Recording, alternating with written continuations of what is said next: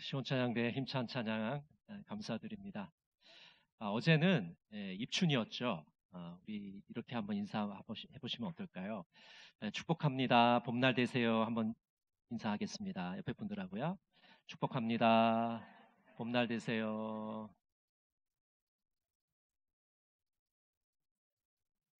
네, 날씨가 점점 이제 봄을 향해 나가고 있는데요. 여러분 가정에 봄날 되시기를 간절히 바랍니다.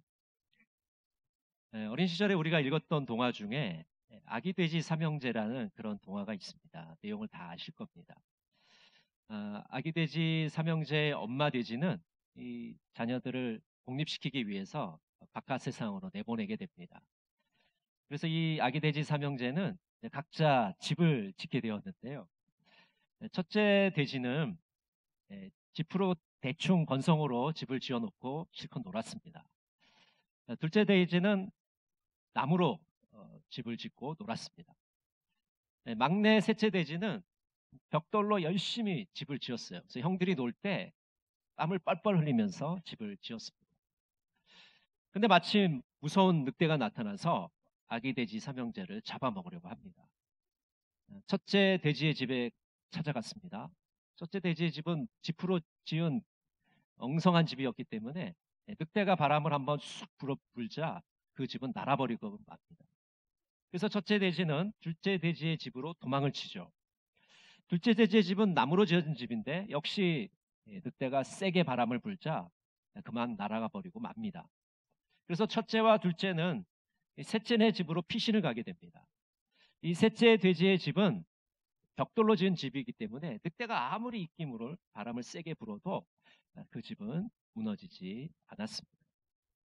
이 아기 돼지 삼형제 이야기는 우리들에게 이 기초공사를 하는 것이 얼마나 중요한 것인가를 잘 보여주는 그런 이야기입니다. 제가 오래전에 어느 교회에서 사역할 때 일인데요. 이제 비전센터라는 건물을 짓기 위해서 설계도도 만들고 그리고 이제 기공 예배도 드렸습니다. 드디어 이제 땅을 파고 이제 공사를 시작했는데 곧 난관에 부딪히게 됩니다. 왜냐하면 집안이 너무 약한 거예요. 생각보다 더 집안이 약해서 새로운 공법을 적용해야 될 상황이 되었습니다. 그래서 설계도를 변경하고 달팽이 공법이라는 그런 그 당시에 최신식 공법을 사용해서 집안을 아주 튼튼하게 이렇게 만들어 놓은 이후에 그 건물을 올리게 되었습니다. 그렇게 하니까 높은 건물을 올릴 수 있고 건축을 잘 할 수 있었습니다. 기초공사를 잘한다는 건 그저 단순히 뭐 건물을 올릴 수 있다 그런 차원이 아니라 정말 튼튼한 건물을 세울 수 있는 것이고 자연재해도 견딜 수 있는 그런 건물을 만드는 것입니다. 작년에 광주의 화정 아파트 단지 사건을 아실 겁니다. 현대건설에서 건축한 건물인데 건설 현장에서 그냥 와르르 한쪽 벽면이 무너져 내렸지 않습니까?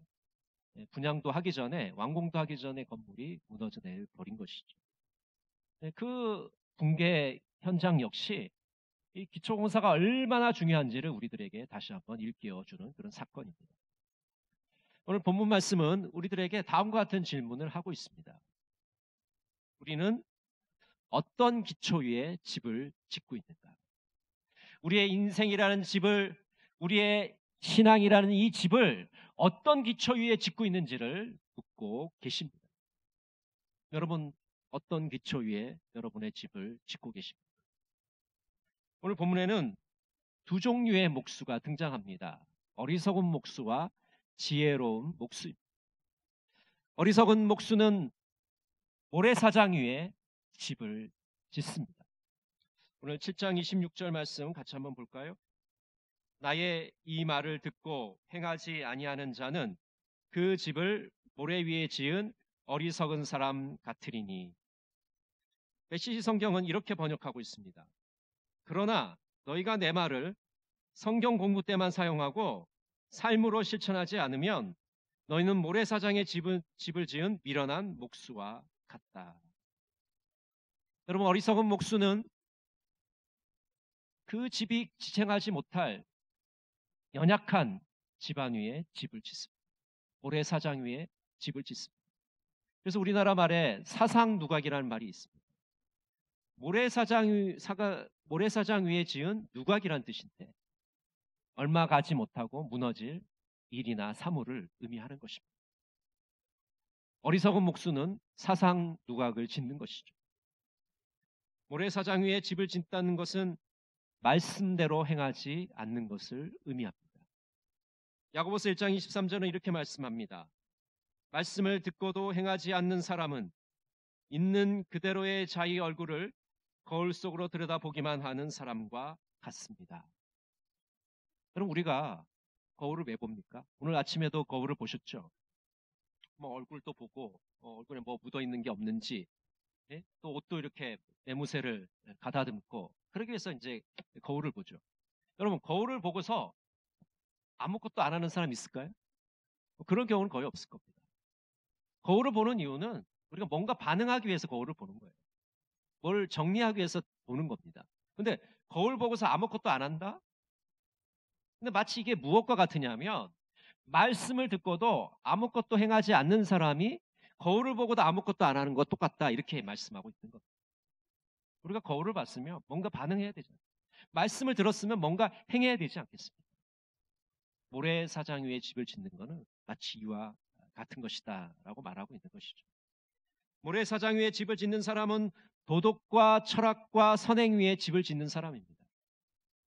모래사장 위에 집을 짓는 사람들은 예수님의 말씀을 귀담아 듣지 않습니다. 예수님의 말씀을 무시합니다. 예수님의 말씀을 따르지 않습니다. 하나님의 뜻을 구하지 않습니다. 자기 마음대로 하는 거예요. 자기 뜻대로 하는 겁니다.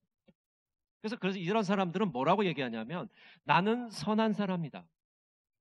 나는 도덕적인 사람이다. 나는 종교적인 사람이다. 나는 사람의 도리를 다하고 있고 많은 사람들에게 선행을 베풀고 있다. 이렇게 얘기합니다.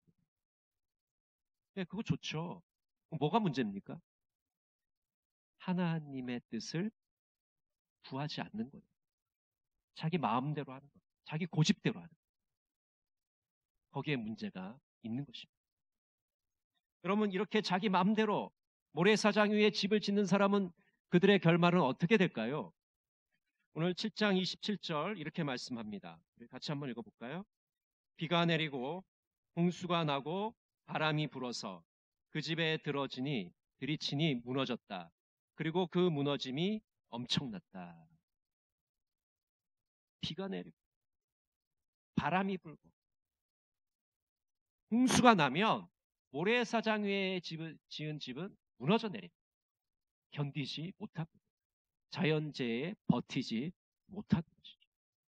하나님의 심판날에 그 앞에 서지 못하는 그런 결과를 가져오는 것입니다. 그것이 바로 하나님 말씀을 무시하고 자기 마음대로 산 사람들의 결과인 것입니다. 그렇다면 지혜로운 목수는 어떻게 집을 지을까요? 지혜로운 목수는 든든한 바위 위에 집을 짓습니다. 우리 7장 24절 말씀 같이 한번 볼까요? 그러므로 누구든지 나의 이 말을 듣고 행하는 자는 그 집을 반석 위에 지은 지혜로운 사람 같으리니. 메시 성경에서는 이렇게 번역하고 있습니다. 내가 너희에게 하는 이 말은 너희 삶에 덧붙이는 장식이나 너희 생활 수준을 높여두는 리모델링 같은 것이 아니다. 내 말은 주춧돌과 같이 같아서 너희는 내 말 위에 인생을 지어야 한다. 너희가 내 말을 너희 삶으로 실천하며 너희는 든든한 바위에 집을 지은 현명한 목수와 같다. 여러분, 지혜로운 목수는 든든한 바위 위에 집을 짓습니다.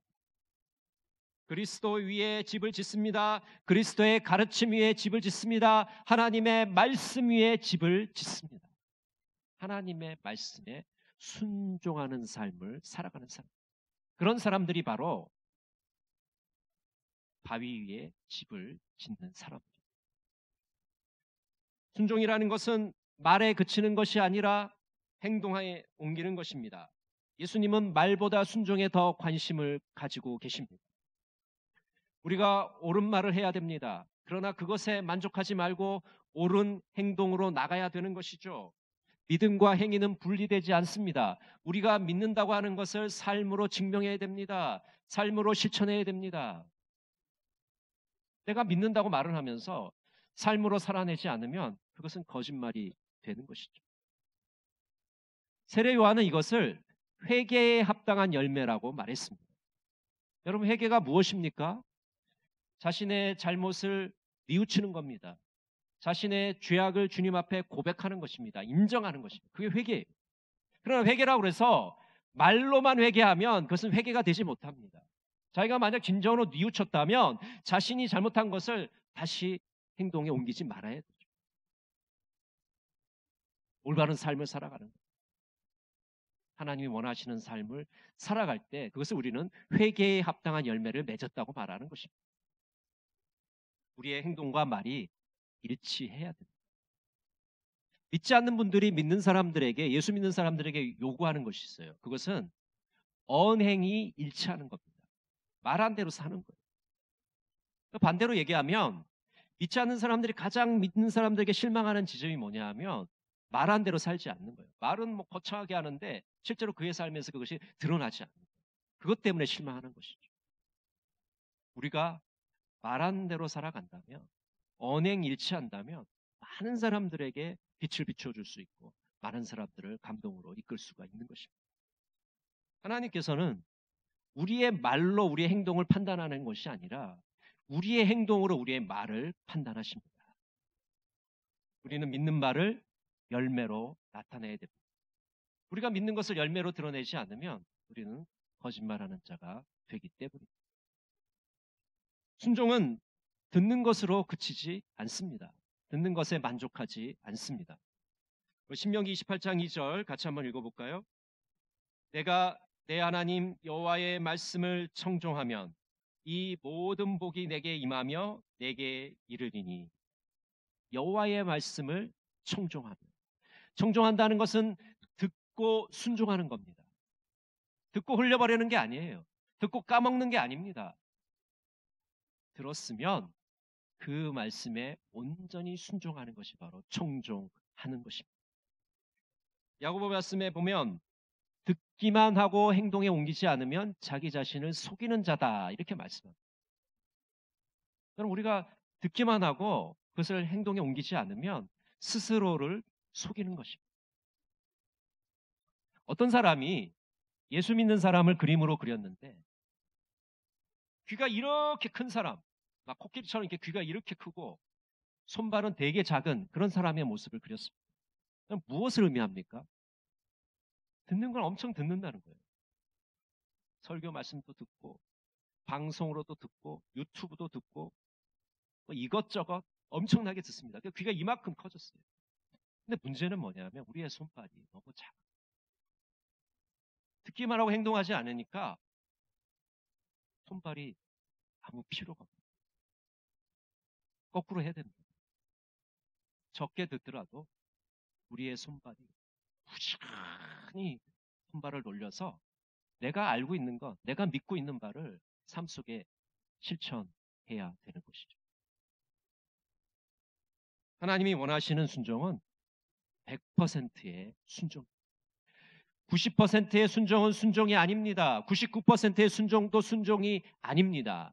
존 비비언이 이렇게 말했습니다.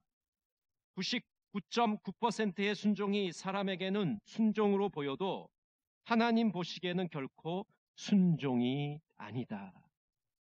여러분 어떻습니까? 99.99%면 되는 거 아니겠습니까? 그 순종 아니에요? 부분적인 순종은 순종이 아니라 불순종입니다. 사무엘상 15장에 보면 하나님께서 사울왕에게 아말렉을 진멸하라 이렇게 명령을 내리십니다. 그럼 진멸한다는 것은 사람을 멸하는 것뿐만 아니라 짐승까지 다 포함되는 거예요. 모든 것, 살아있는 모든 것을 다 멸하는 거예요. 그게 진멸입니다. 근데 여러분 하나님의 명령을 받은 사울왕은 어떻게 했습니까? 양과 소의 좋은 것은 다 살려두고 나쁜 거, 좋지 않은 것은 다 죽였어요. 그럼 뭐라고 말합니까 사울왕이? 하나님께 제물로 바치려고 제가 이렇게 빼놓았습니다. 말은 그럴듯하죠. 근데 하나님 뭐라고 말씀하셨어요? 다 진멸해라. 하나도 남김없이 다 진멸하라. 이게 하나님의 명령이에요. 근데 사울은 좋은 거 다 빼놓고 나쁜 것만 다 진멸했습니다. 하나님 말씀에 순종한 것이 아니라 불순종한 거죠. 그래서 사무엘 선지자가 뭐라고 얘기합니까? 순종이 제사보다 낫고 듣는 것이 순양의 기름보다 낫습니다. 순종이 제사보다 낫습니다. 예배보다 더 나은 겁니다. 순종하십시오. 하나님이 원하시는 순종은 순도 100%의 순종을 원하십니다.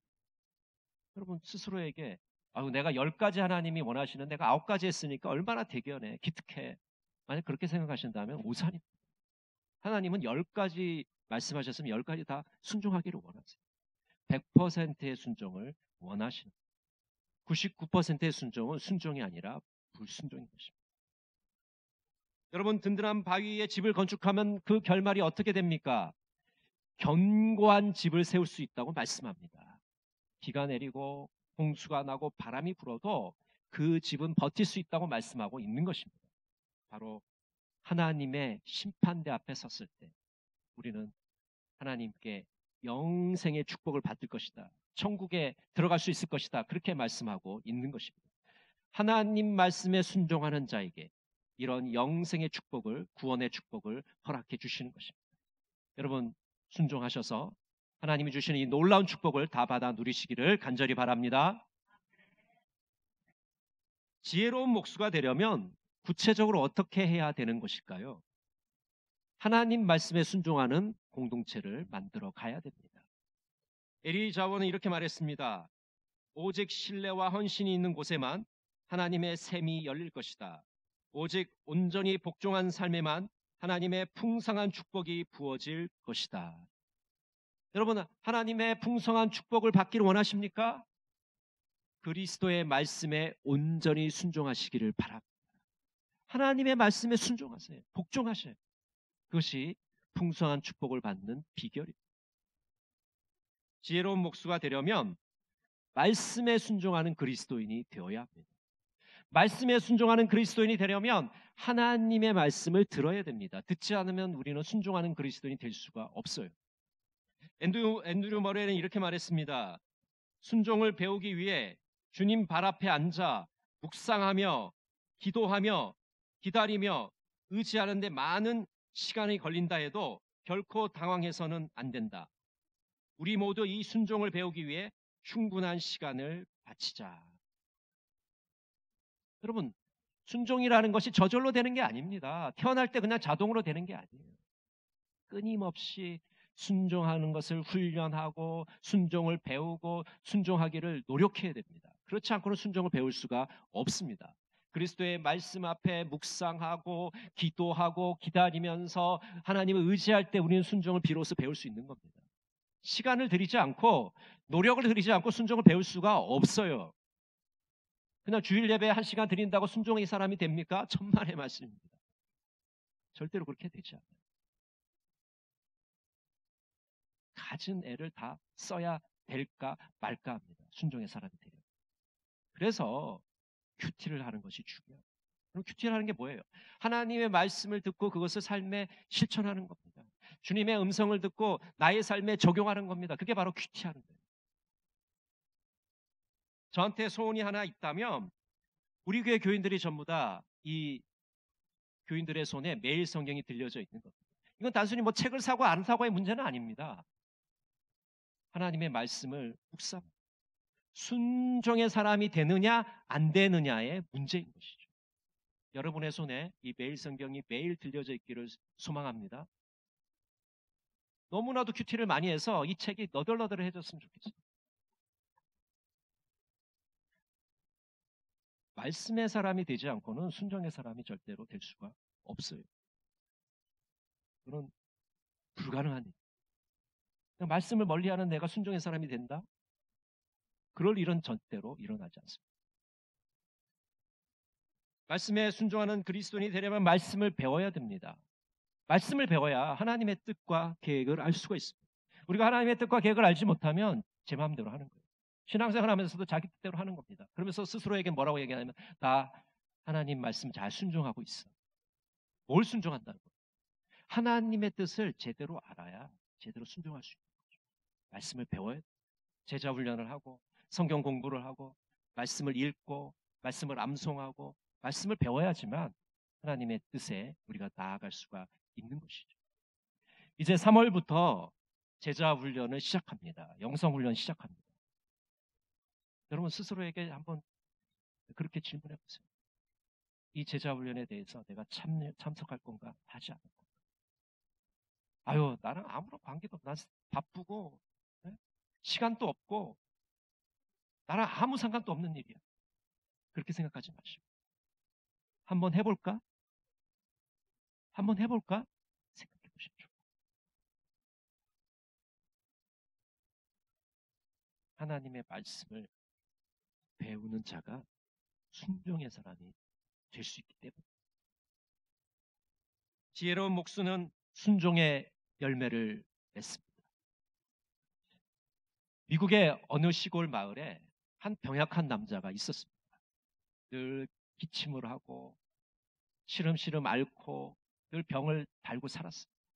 그리고 그 사람의 집 앞에는 커다란 바위가 있어서 출입하는데 너무 불편했습니다. 기도하는 중에 하나님께서 이런 말씀을 하시는 것처럼 들렸습니다. 사랑하는 아들아, 매일 그 바위를 밀어라. 그래서 이 남자는 하나님 말씀에 순종하기 위해서 매일 아침 저녁으로 그 바위를 있는 힘껏 밀었습니다. 몸이 병약하니까 뭐 얼마나 밀겠어요. 하여튼간 아침 저녁으로 시간이 날 때마다 그 바위를 밀었습니다. 한 달이 지났습니다. 2달이 지났습니다. 5달이 지났습니다. 6달이 지났습니다. 7달이 지났습니다. 8달이 지났습니다. 8달 동안 열심히 밀었는데 바위는 꿈쩍도 하지 않는 거예요. 1m도 앞으로 가지 않아요. 1cm도 앞으로 나가지 않아요. 이 사람이 불평하면서 하나님께 이렇게 말했습니다. 하나님이 말씀대로 제가 지켰는데 이 바위가 꿈쩍도 하지 않습니다. 앞으로 1cm도 안 나갔습니다. 불평했어요. 그래서 하나님이 이렇게 말씀하시는 거예요. 내가 언제 그 바위를 옮기라고 그랬냐? 그냥 밀라고 그랬잖냐? 이 모습을 거울로 한번 봐라. 여러분 지금 8개월 동안 열심히 바위를 밀다 보니까 어떻게 됐어요? 건강해져서 근육이 생긴 겁니다. 그리고 기침을 달고 살았는데 기침이 딱 사라지고 기침을 안 하는 거예요. 바위가 변화된 게 아니라 자기 자신이 변화된 것을 경험하게 된 것입니다.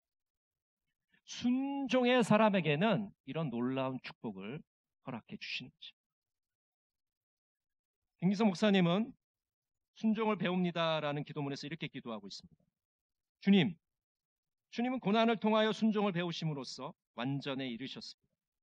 그런데 평안을 구하는 우리는 고난을 한사코 피합니다. 그래서 우리는 주님의 뜻에 대한 아멘이 되어 살지 못합니다. 그 때문에 우리는 완전히 길에서 멀어졌습니다.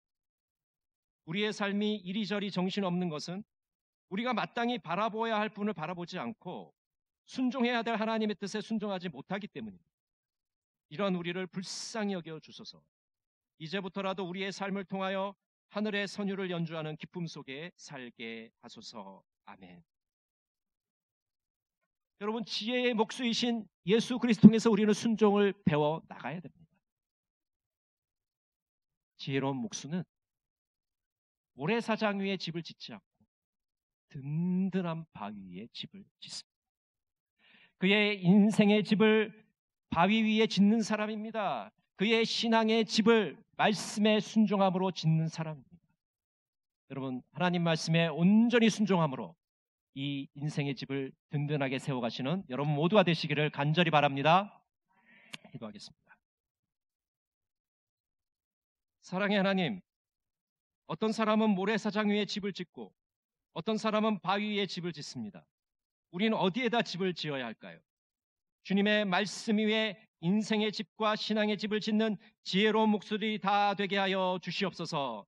예수님의 이름으로 기도드립니다. 아멘.